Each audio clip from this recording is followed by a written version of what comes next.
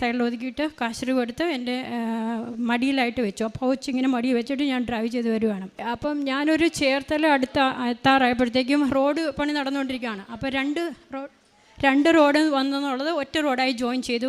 Left സൈഡിൽ ഇങ്ങനെ നല്ല ഹൈറ്റിൽ പണി നടന്നുകൊണ്ടിരിക്കുകയാണ് റോഡിൻ്റെ. റൈറ്റ് സൈഡിൽ താഴ്ന്നതാണ്. അപ്പോൾ റൈറ്റ് സൈഡിൽ ഒരു പോക്കറ്റ് റോഡ് വന്ന് റോഡിലേക്ക് ജോയിൻ ചെയ്യുന്നതാണ് കാണാം. അപ്പോൾ ഉച്ച കഴിഞ്ഞ സമയമാണ്. അങ്ങനെ അധികം വണ്ടികളില്ല, ആൾക്കാരും അധികം ഇല്ല റോഡിൽ.